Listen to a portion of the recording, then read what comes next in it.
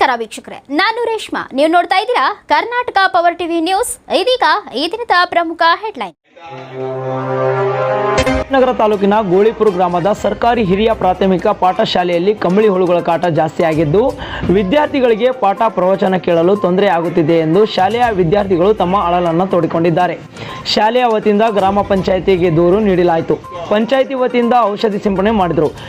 ಆದರೂ ಹುಳುಗಳ ಕಾಟ ನಿಂತಿಲ್ಲ. ಶಾಲೆಯ ಎಲ್ಲ ಹರಿದಾಡುತ್ತಿರುವ ಹಿನ್ನೆಲೆ ನಮ್ಮ ಕೈಗಳಿಗೆ ನವೆ ಬಂದಿವೆ. ಹಾಗಾಗಿ ನಮಗೆ ನಿರ್ಭೀತಿಯಿಂದ ಪಾಠ ಪ್ರವಚನ ಕೇಳಲು ಅನುಕೂಲ ಮಾಡಿಕೊಡಿ ಎಂದು ವಿದ್ಯಾರ್ಥಿ ಶಿಕ್ಷಣ ಇಲಾಖೆ ಅಧಿಕಾರಿಗಳಲ್ಲಿ ಮನವಿ ಮಾಡಿಕೊಂಡಿದ್ದರು. ತಕ್ಷಣ ಶಾಲೆಗೆ ಭೇಟಿ ನೀಡಿದ ಪಿಡಿಒ ವಸಂತರವರು ವೀಕ್ಷಣೆ ಮಾಡಿದರು.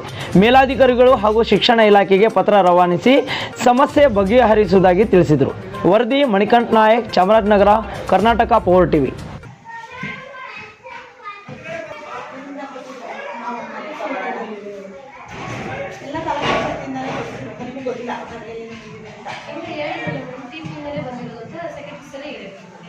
ಚೇರು ಟೇಬಲ್ಸ್ ಎಲ್ಲ ಒಂದೊಂದಾಗಿ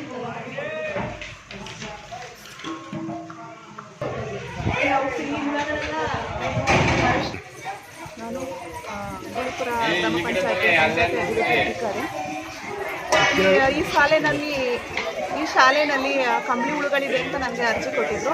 ಅದಕ್ಕೆ ಸಂಬಂಧಪಟ್ಟಾಗೆ ನಾನು ವಿಸಿಟ್ ಮಾಡಿ ಇದಕ್ಕೆ ಔಷಧಿ ಎಲ್ಲ ಸಿಂಪಡಣೆ ಮಾಡಿಸಿದ್ದೆ. ಆದರೂ ಕೂಡ ಇನ್ನೂ ಕಂಬಳಿ ಹುಳುಗಳ ಸಮಸ್ಯೆ ಇದೆ ಅಂತ ನಾನು ಇವತ್ತು ವಿಸಿಟ್ ಮಾಡಿದಾಗ ತಿಳಿದು ಬಂದಿದೆ.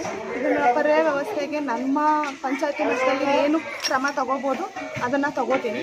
ಅದರ ಜೊತೆಗೆ ನಮ್ಮ ಮೇಲಾಧಿಕಾರಿಗಳಿಗೆ ಈ ಬಿಲ್ಡಿಂಗ್ ಏನು ಸ್ವಲ್ಪ ದುಸ್ಥಿತಿನಲ್ಲಿದೆ, ಅದರ ಬಗ್ಗೆ ನಾನು ಅವ್ರ ಮೇಲಾಧಿಕಾರಿಗಳಿಗೆ ಅರ್ಜಿ ಬರೀತೀನಿ. ಮೇಲಾಧಿಕಾರಿಗಳು ಮತ್ತು ಶಿಕ್ಷಣ ಇಲಾಖೆಗೆ ಈ ಸಂಬಂಧಪಟ್ಟಾಗೆ ಒಂದು ಪತ್ರ ರವಾನೆನ ಮಾಡ್ತೀನಿ. ನಮ್ಮ ಶಾಲೆಯಲ್ಲಿ ಕಂಬಳಿ ಹುಳು ಹೆಚ್ಚಾಗಿರುವುದರಿಂದ ಗ್ರಾಮ ಪಂಚಾಯಿತಿ ಅವರ ವತಿಯಿಂದ ಔಷಧವನ್ನು ಸಿಂಪಡಿಸಿ ಮತ್ತೆ ಪಾಠವನ್ನು ಕೇಳಲು ಮೈ ಮೇಲೆ ಎಲ್ಲ ಕಂಬಳಿ ಹುಳು ಬೀಳುತ್ತವೆ ಹಾಗೂ ನವೆಯಿಂದ ಉಂಟಾಗುತ್ತದೆ. ಕಂಬಳಿ ಹುಳು ನಮ್ಮ ಶಾಲೆಯಲ್ಲಿ ಜಾಸ್ತಿ ಆದ್ದರಿಂದ ಅಧಿಕಾರಿಗಳು ಸಿಂಪಡಿಸಬೇಕು ಅಂತ ಕೇಳಿಕೊಳ್ಳುತ್ತೇನೆ. ಶಾಲೆಯಲ್ಲಿ ಕಂಬಳಿ ಹುಳಗಳು ಹೆಚ್ಚಾಗಿವೆ. ನಾವು ಪಾಠ ಪ್ರವಚನ ಕೇಳಲು ಆಗುತ್ತಿಲ್ಲ. ಹಾಗಾಗಿ ಅಧಿಕಾರಿಗಳು ನಮ್ಮ ಶಾಲೆಗೆ ಔಷಧ ಸಿಂಪಡಿಸಲು ಬರಬೇಕೆಂದು ಕೇಳಿಕೊಳ್ಳುತ್ತಿದ್ದೇವೆ. ಅಧಿಕಾರಿಗಳು ನಮಗೆ ಅನುಕೂಲ ಮಾಡಿಕೊಳ್ಳಬೇಕು ಹಾಗೂ ಪಾಠ ಪ್ರವಚನ ಕೇಳಲು ನಮಗೆ